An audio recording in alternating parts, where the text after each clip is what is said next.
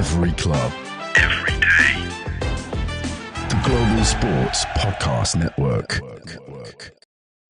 Hi there, many thanks for joining the Daily Palace podcast brought to you by the Global Sports Podcast Network, GSPN. Wale Bakare here, bringing you quick post-match reaction to the Crystal Palace Leicester City game. Palace winning 2-0 in that game away at Leicester. Alex Waite joins me tonight as we very quickly take a look at some of the talking points from the game. Great to see you, Alex. I know it's a bit of a weird one for you joining the pod tonight. Did you say you were watching the game with some friends tonight? Yeah, that's right, mate. So we're all very happy here. Happy Palace fans, which we don't get to say that too often. I was really bothered you'd be, maybe not sober enough to get on the pod because. I'm actually all right, to be fair. We're good. I'm not doing dry January, but we're all good. That's all right. Well, it's 10 Premier League games for Palace, 4 wins in the last 10, 5 draws. Palace, now building some gap between them and that, the team fighting for relegation is now 7. Palace have gone 1 point above Man United now, 7 points separating Palace and Everton, and then the rest of the park battling for the relegation. But when you look at the result tonight, what stands out for you? I think it was a game before me and Dan, when we previewed it on Monday, were saying that it could have the potential to be really tricky. Leicester fighting for their lives, us just above the relegation zone. It could have been a really tricky fixture for us. So I would have been happy with a point pre-match, to be honest. So to come away with all 3 is massive. And it just shows that we're building in the right direction. Like you mentioned there, the kind of run of form that we're on is, it's building. And I think our sights now should perhaps be looking into the top half of the table, pushing for 10th. Trying to close the gap on those teams, because I think tonight we showed our quality, like to take on the teams in the relegation zone. We did it against Ipswich just before Christmas as well. Like got a good 1-0 there. It's another clean sheet. Another, I wouldn't say it was a solid performance. It was a job done kind of performance. Like at the start of the season, those, we conceded some chances. And those were going against us at the start of the season, but it feels like the tables have turned a little bit. I think overall it was a kind of gritty performance from us, and we took our chances when we needed to, and I think that kind of stood out. But there's still loads of areas to improve though, Wale. Like I think we're giving the ball away too easily. Teams are getting in behind. Sumare hit the crossbar, and that kind of showed like teams are targeting us out wide and getting in behind Mitchell and Munoz too easy.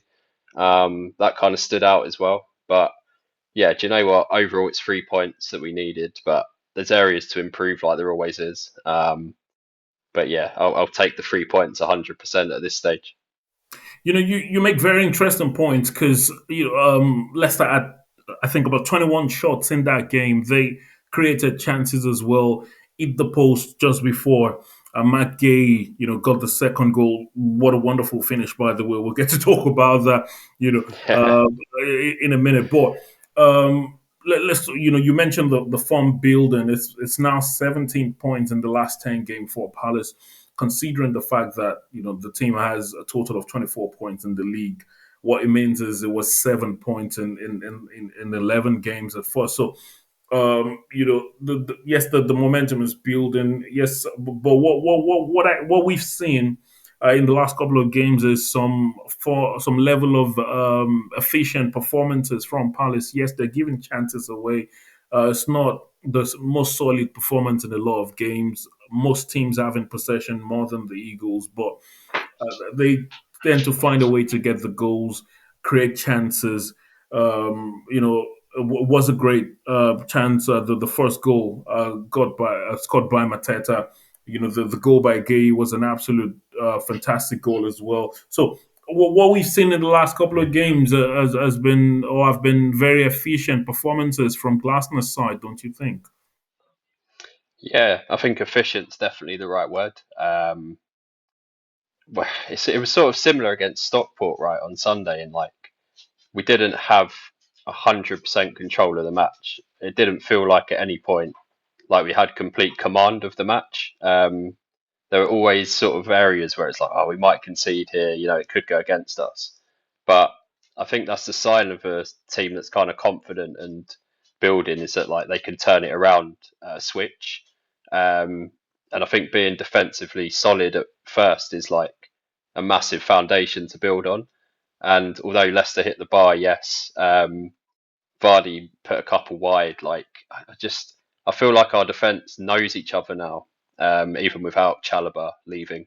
It's like it feels together, and the whole team feels like that. Like obviously Lerma went off early today in the match, but then Decore comes in, and it's like the players know exactly what they're doing, which wasn't there at the start of the season.